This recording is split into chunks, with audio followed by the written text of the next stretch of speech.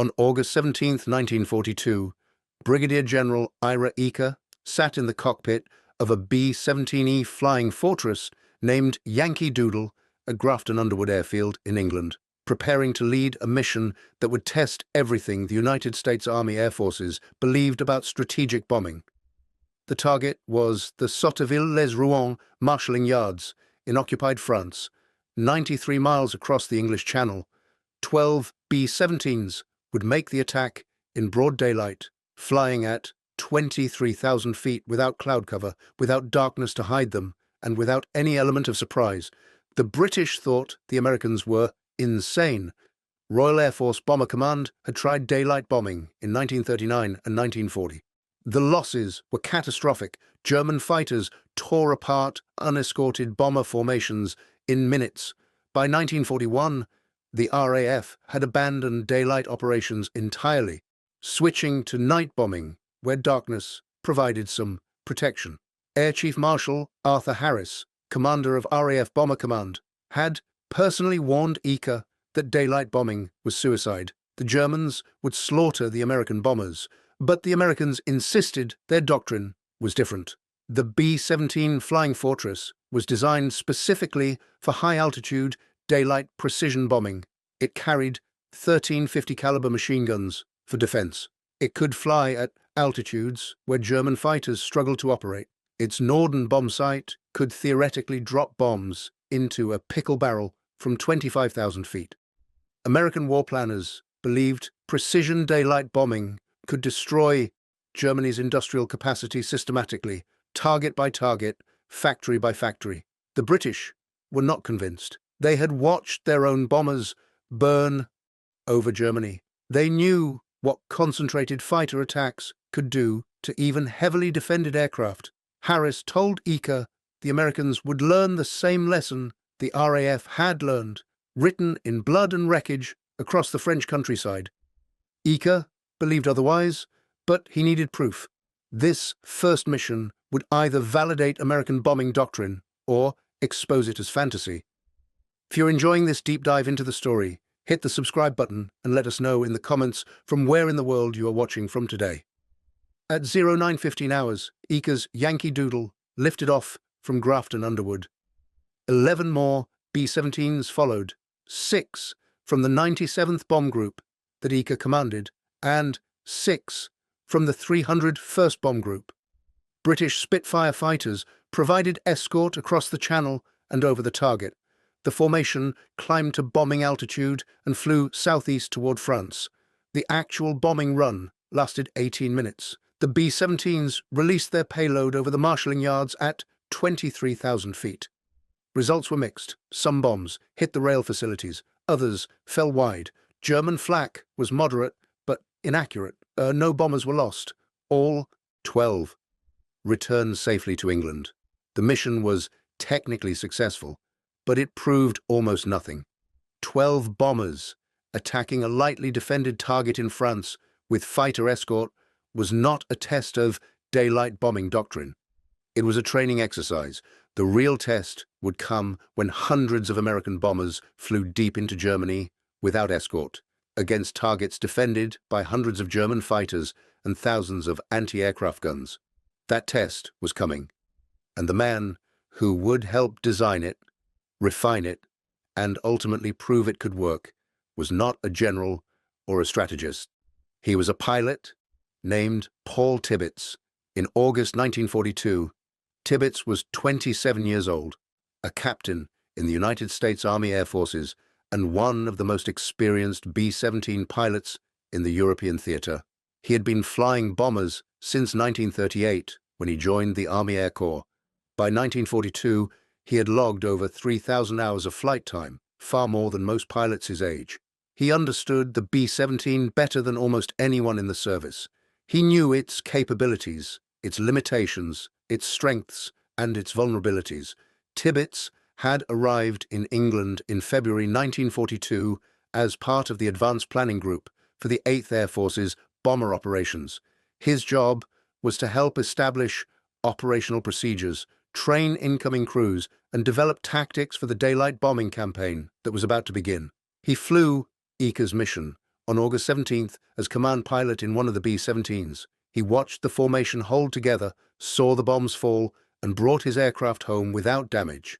But Tibbets knew this mission meant nothing strategically. The real question was whether American bombers could survive deep penetration missions into Germany, where Luftwaffe fighters would attack in force and where anti-aircraft defenses were concentrated around critical industrial targets. The British said no. The Americans said yes. Tibbets was about to spend the next 2 years discovering which side was right. The problem facing American bomber doctrine in 1942 was fundamental. The entire strategy depended on two assumptions. First, that heavily armed bombers flying in tight defensive formations could fight off German fighters without escort. Second, that precision bombing from high altitude could destroy specific industrial targets and cripple Germany's war economy. Both assumptions would be tested brutally over the next 18 months. The B-17 Flying Fortress had been designed in the mid-1930s by Boeing Aircraft Company in response to a United States Army Air Corps requirement for a long-range heavy bomber. The Air Corps wanted an aircraft that could defend the American coastline against potential invasion fleets. Boeing's design team, led by Chief Engineer Edward Curtis Wells, produced an aircraft with 4 engines, a range of over 2,000 miles, and defensive armament positioned to cover all approach angles. Early models carried 5 machine guns. By 1942, the B-17E model carried 13. The name Flying Fortress came from a reporter who saw the prototype in 1935 bristling with gun positions and described it as a flying fortress. Boeing adopted the name immediately. It captured exactly what the aircraft was designed to be, a heavily defended bomber that could protect itself. The theory was elegant. If individual bombers were vulnerable to fighters, put them in formation. Overlapping fields of fire from multiple aircraft would create a defensive box that fighters could not penetrate without suffering heavy losses. German fighters would be forced to attack through walls of 50 caliber machine gun fire. The closer they came, the more guns could target them. The formation would lose some bombers, but most would survive to reach the target, drop their bombs, and return home. On paper, the mathematics worked. In practice, everything depended on variables that existed only in combat. How disciplined were the German pilots? How effective was the defensive gunnery? How well could formations stay together under attack? Could bombers maintain formation integrity after taking damage? Paul Tibbets began studying these questions in late 1942 as the 8th Air Force launched its first missions into occupied Europe.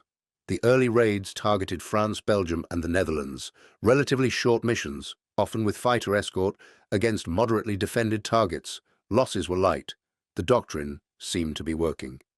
Then, in October 1942, the 8th attempted its first raid on Germany itself. The target was the U-boat construction yards at Wegessack, near Bremen. 55 B-17s and 24 B-24 Liberators launched on October 9th. Weather was poor. Cloud cover obscured the primary target. The bombers hit alternate targets and secondary objectives. German fighters intercepted the formation and shot down 4 bombers. Another 26 were damaged. The mission demonstrated that unescorted bombers, deep in German airspace, faced serious opposition, but the losses were still considered acceptable. 4 bombers out of 79 was roughly 5%. Pre-war planning had assumed losses of 10% or higher on deep penetration raids, but the October raid on Wegessack was just a preview. The real test came in January 1943 when the 8th Air Force launched the first major daylight raid on Germany proper, targeting the U-boat yards at Wilhelmshaven. 53 B-17s and 40 B-24s attacked on January 27th. The bombers flew without fighter escort because no Allied fighter had the range to reach northern Germany and return. The Luftwaffe scrambled everything available. Over 100 German fighters attacked the bomber formations. The Americans lost 3 bombers shot down, had 5 more crash-landed in England, and another 43 returned with battle damage. Gunners claimed 53 German fighters destroyed, though actual German losses were probably closer to 7 or 8. The discrepancy between claimed and actual kills would become a recurring problem.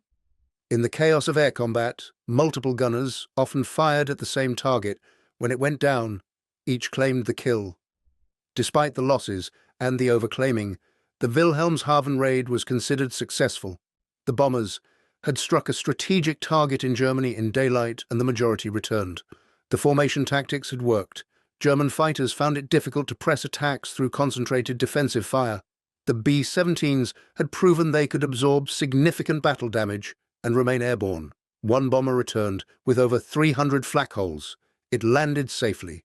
Paul Tibbets flew as a lead pilot on several of these early missions, and he began noticing patterns. Formations that maintained tight spacing suffered fewer losses than formations that spread out. Bombers that fell behind the formation or struggled to keep up were picked off by German fighters. The Luftwaffe attacked stragglers first because isolated bombers had no mutual support. A single B-17 was easy prey. A formation of 18 B-17s in tight defensive box was a difficult target. Tibbets also noticed that lead crews were critical, and the entire formation followed the lead aircraft. If the lead navigator made an error, the entire formation went off course. If the lead bombardier missed the target, dozens of bombers dropped their loads on empty fields. Everything depended on leadership. The lead crew had to be experienced, disciplined, and accurate. Tibbets began advocating for specialized lead crew training. Not every crew could be a lead crew. It required additional skills and training. In March 1943, Tibbets was promoted to major and given command of the 308th Bomb Group based at Thurley in Bedfordshire. The 308th had only recently arrived in England and was still learning combat operations. Tibbets used the group as a laboratory for developing and testing bombing tactics. He established rigorous training standards. Every crew flew practice missions over England, learning to maintain formation, navigate precisely, and execute bombing runs under simulated combat conditions. Tibbets emphasized formation discipline above everything else. Pilots were taught to fly tighter than they thought was safe. Wingtips separated by mere feet. It felt dangerous. It was dangerous. Collisions happened, but tight formations were the only defense against fighters. German pilots attacked from head-on or from below, where defensive fire was lightest. A tight formation reduced the angles of attack. Fighters had fewer opportunities to strike without flying through concentrated fire. He also worked on improving bombing accuracy. The Norden bomb site was theoretically capable of extraordinary precision, but actual results were disappointing. Most bombs fell hundreds of feet from their aim points. Tibbets realized the problem was not the technology, but the conditions. Bombing from 25,000 feet through clouds, smoke, and anti-aircraft fire while flying a formation made precision nearly impossible. Wind drift, altitude variations, and timing errors all affected accuracy. Tibbets developed a solution called formation bombing. Instead of each bombardier dropping independently, the entire formation would drop on the lead bombardier's signal. The lead aircraft carried the most experienced bombardier using the Norden sight to aim. When his bombs released, every other bomber in the formation released simultaneously. This created a concentration of bombs that saturated the target area. Individual accuracy was less important than concentrated impact. The technique worked. Bombing results improved significantly. Industrial targets that had been missed by scattered bombing runs were now hit by dozens of bombs falling in tight patterns. The Germans noticed the change. Damage reports from bombed factories increased. The American daylight bombing campaign was becoming effective, but effectiveness came at a cost. As the 8th Air Force pushed deeper into Germany, losses increased. The Luftwaffe concentrated its fighter forces around critical industrial areas. When American bombers approached, German controllers scrambled everything available. Messerschmitt Bf 109 and Focke-Wulf 190 fighters attacked in formations of 30, 40, sometimes 50 aircraft at once. The battles were brutal. German pilots used head-on attacks flying directly at bomber formations at combined closing speeds of over 500 miles per hour. The attacks lasted seconds. A German fighter would fire its cannons and machine guns from 1,000 yards out, hold the trigger down through 800 yards, then break away at the last moment to avoid collision. The bomber had 3 or 4 seconds to shoot back. If the German pilot was skilled or lucky, his cannon shells would tear through the cockpit, kill the pilots, or destroy the engines. The bomber would fall out of formation and spiral down. German fighters would follow and finish it off. American gunners fought back desperately, but hitting a fighter moving at 400 miles per hour was nearly impossible. The turret gunners had to lead the target, judge the deflection angle, and fire short bursts to avoid overheating the guns. Most shots missed. When they connected, the 50 caliber rounds were devastating. A burst into a Bf-109 engine would blow it apart, but connections were rare. By April 1943, the loss rates on deep penetration missions were climbing toward 10%. On April 17th, a raid on Bremen cost 16 bombers out of 115, nearly 14%. On May 1st, a raid on Saint-Nazaire cost 6 out of 79. The numbers fluctuated, but the trend was clear. Unescorted missions deep into Germany were costing the 8th Air Force more bombers than it could replace. The crisis came in August 1943. The target was Schweinfurt, a small city in Bavaria that housed nearly half of Germany's ball bearing production. Ball bearings were critical to German war industry. Tanks, aircraft, ships, and vehicles all required precision bearings. Destroying Schweinfurt's factories would cripple German production for months. The raid was scheduled for August 17th, exactly 1 year after Eaker's first 12-plane mission to France. This time, 376 heavy bombers would attack 2 targets simultaneously. 230 B-17s would hit Schweinfurt. 146 B-17s would strike the Messerschmitt factory at Regensburg. Both targets were deep in Germany, beyond fighter escort range. The bombers would fly unprotected for over 2 hours each way. The Luftwaffe would have time to assemble massive defensive formations. American planners knew the losses would be heavy, but the targets were considered worth the cost. Paul Tibbets did not fly the Schweinfurt-Regensburg mission. By August 1943, he had been transferred to North Africa to help organize B-17 operations in the Mediterranean theater. But his 308th Bomb Group participated in the Regensburg strike, and many of the tactics Tibbets had developed were used by the formations that day. The mission was a disaster. The Schweinfurt force lost 36 bombers, 15% of the attacking aircraft. The Regensburg force lost 24 bombers out of 146. Combined losses were 60 bombers, over 350 airmen killed or captured. Hundreds more were wounded. The German ball-bearing factories at Schweinfurt were damaged but not destroyed. Production resumed within weeks. The Messerschmitt plant at Regensburg was hit harder, but the cost in men and machines was staggering. The 8th Air Force tried again in October. On October 14, 1943, 291 B-17s attacked Schweinfurt in what became known as Black Thursday. This time, 60 bombers were shot down. 17 more were damaged beyond repair. Over 600 airmen were lost. The loss rate exceeded 20%. It was unsustainable. General Henry Arnold, commanding general of the United States Army Air Forces, halted deep penetration missions until long-range fighter escorts became available. The American daylight bombing doctrine had failed its most critical test. Without fighter escort, bombers could not survive over Germany. The British had been right. The losses proved it. The campaign was suspended, and for 2 months, in late 1943, the strategic bombing of Germany effectively stopped while American commanders searched for a solution. The solution to the bomber crisis came from an unexpected direction. While the 8th Air Force struggled over Germany, Paul Tibbets was in North Africa developing tactics for an entirely different kind of mission. In September 1943, he had been assigned to the 12th Air Force in Algeria to help plan specialized B-17 operations in the Mediterranean theater. The work was different from strategic bombing. shorter missions, tactical targets, and closer coordination with ground forces. But Tibbets brought with him everything he had learned from 18 months of combat operations, formation discipline, lead crew training, and bombing concentration techniques. He applied these lessons to Mediterranean operations and began training crews for a mission that would ultimately demonstrate the B-17's true potential in a completely different role. While Tibbets worked in North Africa, the situation over Germany was changing.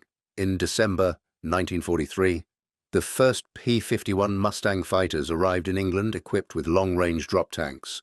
By January 1944, these fighters could escort bombers to Berlin and back, something German intelligence had declared impossible. The introduction of long-range escorts transformed the strategic bombing campaign overnight. Bombers no longer flew unprotected. German fighters that had hunted bomber formations at will now faced swarms of American fighters.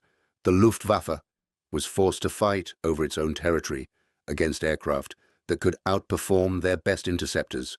By March 1944, the 8th Air Force was destroying German fighters faster than they could be replaced. The daylight bombing campaign resumed with devastating effectiveness. If you find this story engaging, please take a moment to subscribe and enable notifications. It helps us continue producing in-depth content like this.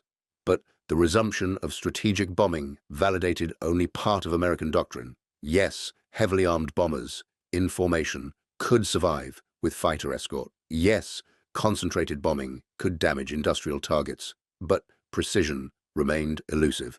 Despite the Norden bombsight and despite improved training, most bombs still fell hundreds of feet from their aim points. Cloud cover, smoke, defensive fire, and human error all degraded accuracy. The promise of surgical strikes that would cripple German industry with minimal collateral damage had not materialized. Strategic bombing was working, but it was working through overwhelming force rather than precision. Entire industrial areas were being saturated with bombs until everything within a square mile was destroyed. This was effective, but inefficient. It required thousands of bombers and tens of thousands of tons of explosives to guarantee destruction of specific factories. The Americans were winning through industrial capacity and numerical superiority, not through the tactical elegance their pre-war doctrine had promised. Paul Tibbets understood this limitation better than most. In early 1944, while still assigned to the Mediterranean theater, he received orders that would change the course of his career and ultimately alter the nature of strategic bombing itself. He was to return to the United States to take command of a new unit being formed for a classified mission of the highest priority. The mission involved a single aircraft, a single bomb, and a single target. Everything Tibbets had learned about formation bombing, mutual defense, and tactical coordination was suddenly irrelevant. The new mission required absolute precision. One aircraft flying alone at 30,000 feet would release one bomb that had to hit within 500 feet of a specific aim point. There would be no formation, no mutual defense, no second chances. The bomb itself was unlike anything that had ever been built. It weighed 10,000 pounds and contained a destructive force equivalent to 20,000 tons of TNT. One bomb, one city. Tibbets was being asked to prove that precision bombing could work, but in a way no one had imagined when American doctrine was written in the 1930s. The target would not be a ball-bearing factory or an aircraft plant. It would be an entire city chosen for its military and industrial significance. The weapon would not be a 500-pound general-purpose bomb. It would be an atomic bomb, and Tibbets would spend the next 18 months preparing to deliver it. In September 1944, Tibbets took command of the 509th Composite Group at Wendover Field in Utah. The unit was composed of 15 B-29 Super Fortress bombers and 1,800 personnel, all selected for their technical proficiency and security clearance. None of them knew what the mission was. Tibbets could not tell them. He was authorized to say only that the unit would deliver a new type of weapon that would require extraordinary precision and that training would be intensive. Tibbets designed the training program himself, drawing on everything he had learned from 3 years of combat operations in Europe and North Africa. But this time, the focus was completely different. Instead of teaching crews to fly in formation, he taught them to fly alone. Instead of saturating targets with dozens of bombs, each crew practiced releasing a single weapon with pinpoint accuracy. The bombing runs were conducted from 30,000 feet, higher than most B-17 missions over Germany. The bomb release had to be executed perfectly because there would be no opportunity for a second pass. The crews trained relentlessly. Each aircraft flew practice missions over the Nevada desert, simulating the attack profile. Bombardiers used modified Norden bomb sights to aim at targets marked on the desert floor. Pilots practiced the escape maneuver Tibbets had developed, a sharp diving turn immediately after bomb release that would put maximum distance between the aircraft and the explosion. The crews did not know why they were practicing this maneuver. They assumed it was to evade anti-aircraft fire. The real reason was to avoid the shockwave from an atomic detonation. By December 1944, the training program was producing results. Bombardiers were consistently placing practice bombs within 200 feet of the aim point from 30,000 feet. This level of accuracy exceeded anything achieved in Europe. The difference was focus. Instead of coordinating 18 aircraft in formation while evading fighters and flak, a single crew could concentrate entirely on navigation, altitude, and bomb release timing. Precision bombing was possible, but only under conditions that eliminated the chaos of formation combat. In May 1945, the 509th Composite Group deployed to Tinian Island in the Mariana Islands, 1,500 miles south of Japan. The island had been captured by American forces in July 1944 and converted into the largest bomber base in the Pacific. 4 runways, each over a mile long, supported hundreds of B-29 super fortresses conducting firebombing raids against Japanese cities. The 509th Group operated separately from the main bomber forces. Their aircraft were modified, their missions classified, and their training continued in isolation. Tibbets, now a lieutenant colonel, personally selected the crew that would fly the atomic mission. He chose experienced men who had proven themselves in combat. The pilot would be Tibbets himself. The bombardier was Major Thomas Ferriby, who had flown with Tibbets in Europe and North Africa. The navigator was Captain Theodore Van Kirk, another veteran of the European campaign. The crew had trained together for 10 months. They understood each other completely. On August 6, 1945, at 02:45 hours, Tibbets climbed into the cockpit of a B-29 named Enola Gay after his mother. The aircraft carried a single bomb designated Little Boy, a uranium-based atomic weapon weighing 9,700 pounds. The target was Hiroshima, a city of 350,000 people on the southwestern coast of Japan. Hiroshima had been chosen because it was a major military headquarters and industrial center that had not yet been heavily bombed. The city was intact, which would allow assessment of the atomic bomb's destructive power. The flight to Hiroshima took 6 hours. Enola Gay flew alone at 32,000 feet with 2 observation aircraft following at a distance. There was no fighter escort because Japanese air defenses had been largely destroyed by months of conventional bombing. The crew saw no enemy aircraft. At 08:15 hours, Major Ferriby identified the aiming point, the Aioi Bridge in central Hiroshima. He made final adjustments to the bomb sight and at 08:15 and 17 seconds released the bomb. Tibbets immediately executed the escape maneuver, a sharp diving turn that put the aircraft into a 60-degree bank while descending and accelerating away from the target. 43 seconds later, the bomb detonated at an altitude of 1,900 feet directly over the city. The explosion released energy equivalent to 15,000 tons of TNT. A fireball formed, reaching temperatures of several million degrees. The blast wave expanded outward at supersonic speed, destroying everything within a mile of ground zero. From 11 miles away, Enola Gay was struck by two shock waves, first from the initial blast and then from the reflection off the ground. The aircraft shuddered violently but remained intact. Tibbets regained level flight and turned to observe the results. A mushroom cloud was rising over Hiroshima, climbing to 40,000 feet. Below it, the city was burning. 60% of Hiroshima's structures were destroyed instantly. 70,000 people died in the first moments. Thousands more would die from radiation exposure in the following weeks and months. 3 days later, on August 9th, another B-29 from the 509th Composite Group dropped a plutonium-based atomic bomb on Nagasaki. On August 15th, Japan surrendered. World War II ended. The atomic bombs had accomplished what 3 years of conventional strategic bombing in Europe had done, forced an industrial nation to surrender. But they had done it in 3 days, with 2 aircraft and 2 weapons. Paul Tibbets had proven that precision bombing could work, but only by redefining what precision meant. The pre-war doctrine had imagined bombers destroying specific factories with conventional explosives.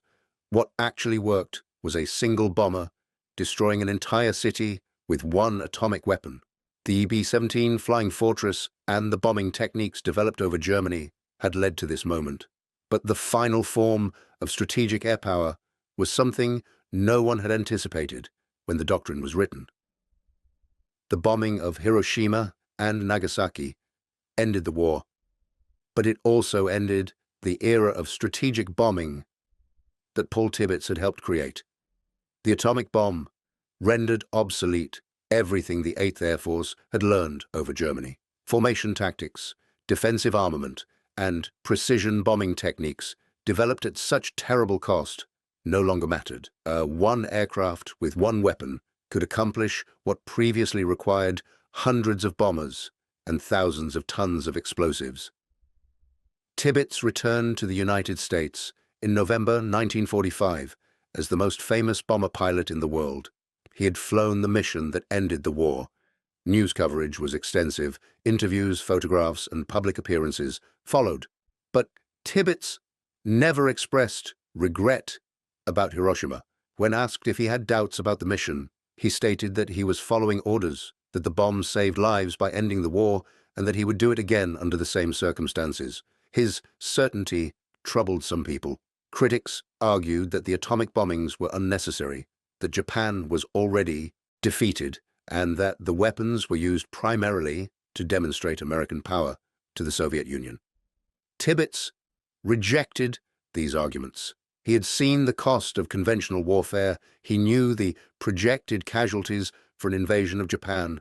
Estimates ranged from hundreds of thousands to over 1 million Allied casualties. The atomic bombs prevented that invasion. In Tibbets's calculation, the mathematics was simple: 70,000 Japanese deaths at Hiroshima versus potentially millions of deaths, both Allied and Japanese, in a prolonged ground campaign. The debate would continue for decades, but Tibbets never wavered. He had executed the mission he was trained for, using skills developed through years of combat experience in Europe and North Africa. The atomic bomb was simply the logical endpoint of strategic bombing doctrine. If the purpose of bombing was to destroy the enemy's capacity to wage war, then atomic weapons were the most efficient method available. After the war, Tibbets remained in the United States Air Force, which became a separate service in 1947. He commanded bomber units during the Cold War, advised on nuclear weapons delivery systems, and helped develop the Strategic Air Command's operational procedures. He retired in 1966 as a Brigadier General after 29 years of military service. But the real legacy of Paul Tibbets was not the atomic mission. It was the tactical and operational innovations he developed while flying B-17s over Europe. The formation techniques, lead crew training programs, and bombing concentration methods he pioneered became standard doctrine for the Air Force. Every strategic bombing operation conducted after World War II, from Korea to Vietnam to the Gulf War, used principles that Tibbets and other B-17 pilots had refined through trial and error over Germany. The B-17 itself became a symbol of American air power. Between 1940 and 1945, Boeing, Douglas, and Lockheed built 12,731 Flying Fortresses. The aircraft served in every theater of the war. B-17s flew over Europe, North Africa, and the Pacific. They conducted more missions and dropped more bombs than any other American aircraft in World War II, over 291,000 sorties, 640,000 tons of bombs. The aircraft's defensive armament and formation tactics allowed it to survive in hostile airspace long enough for long-range fighters to be developed. The casualty figures were staggering. Of the 12,731 B-17s built, 4,754 were lost in combat. Another 350 were lost in accidents. The 8th Air Force alone lost over 4,700 bombers during the war, most of them B-17s. American bomber crews suffered a 27% casualty rate in the European theater, higher than any other branch of the American military, except the Marine Corps infantry. Out of 125,000 airmen who flew combat missions over Europe, 26,000 were killed and 20,000 were taken prisoner. These losses occurred despite the tactical innovations that Tibbets and others developed. Formation bombing reduced losses but could not eliminate them. Tight defensive formations made German fighters pay a higher price for their attacks, but determined pilots still broke through. The introduction of long-range escort fighters in late 1943 finally tipped the balance, but even with fighter protection, bomber losses continued until the end of the war. The strategic effectiveness of the daylight bombing campaign remained controversial. Post-war analysis by the United States Strategic Bombing Survey concluded that strategic bombing significantly damaged German war production, but not as decisively as pre-war doctrine had predicted. German industrial output actually increased in 1943 and early 1944, despite heavy bombing. Dispersal of factories, use of forced labor, and rapid repair of damaged facilities allowed Germany to maintain production longer than expected. What ultimately defeated German industry was not precision bombing of specific factories, but the systematic destruction of transportation networks, oil refineries, and electrical power systems. These were area targets rather than precision targets. Bombing them required the overwhelming force that American industrial capacity provided, not the surgical strikes that pre-war planners had envisioned. The doctrine worked, but for different reasons than its architects had anticipated. Paul Tibbets understood this distinction. In interviews later in life, he acknowledged that the romantic vision of precision bombing, bombs dropping into pickle barrels from 25,000 feet, had never matched reality. Combat conditions made true precision impossible. What worked was concentration of force, experienced crews, and relentless pressure that eventually overwhelmed German defenses through sheer volume. The daylight bombing campaign succeeded because American industry built enough bombers to absorb catastrophic losses and continue operations. Between 1942 and 1945, the United States produced over 96,000 bombers of all types.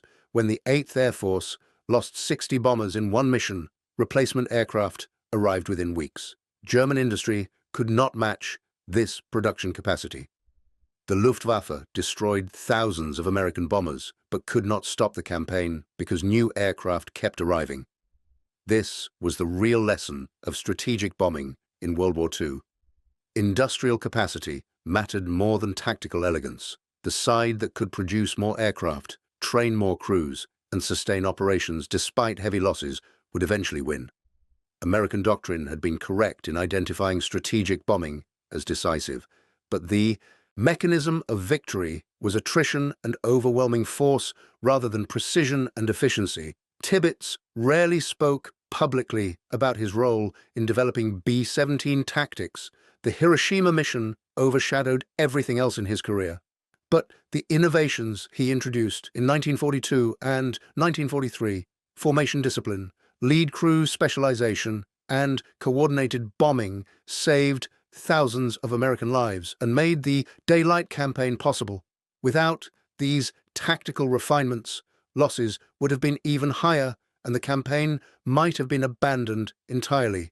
In his final years, Tibbets lived quietly in Ohio, avoiding most public appearances, except for occasional interviews on the anniversary of the Hiroshima bombing.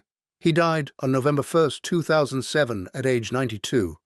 In accordance with his wishes, there was no funeral and no headstone. He did not want his grave to become a site of protest or pilgrimage. His ashes were scattered over the English Channel, the same waters he had crossed dozens of times in 1942 and 1943, while flying B-17 missions. The controversy over Hiroshima ensured that Tibbets would always be remembered primarily as the pilot of Enola Gay. But his contribution to military aviation extended far beyond that single mission. He was one of a small group of pilots who transformed strategic bombing from theory into practice, who learned through bitter experience what worked and what did not, and who developed the tactics that allowed heavily armed bombers to survive long enough to accomplish their missions. The B-17 Flying Fortress never achieved the precision its designers promised. It could not drop bombs into pickle barrels. It could not destroy individual factories without causing extensive collateral damage. But it could survive in hostile airspace. It could deliver massive tonnage to strategic targets, and it could force Germany to divert resources to air defense that might otherwise have been used on the battlefield. In the calculus of total war, that was sufficient. Paul Tibbets spent 4 years learning how to make the B-17 effective. He studied its capabilities, trained its crews, and refined its tactics until American daylight bombing became a strategic weapon that Germany could not counter. The atomic bomb ended the war and changed warfare forever, but the B-17 and the men who flew it demonstrated that American doctrine could work. Industrial targets could be destroyed from the air. Strategic bombing could break an enemy's capacity to fight. The cost was terrible, measured in thousands of aircraft and tens of thousands of lives, but the concept was proven. When historians analyze how the Allies won World War II, they focus on D-Day, Midway, and Stalingrad. But the strategic bombing campaign was equally decisive. It forced Germany to fight a two-front war in the air while defending its industry from systematic destruction. Without the B-17 and without pilots like Paul Tibbets, who learned how to use it effectively, that campaign would have failed. The British were right that daylight bombing was nearly suicidal in 1940, but the Americans persisted, adapted, and ultimately succeeded. Tibbets helped make that success possible. Thank you for watching. For more detailed historical breakdowns, check out the other videos on your screen now. And don't forget to subscribe.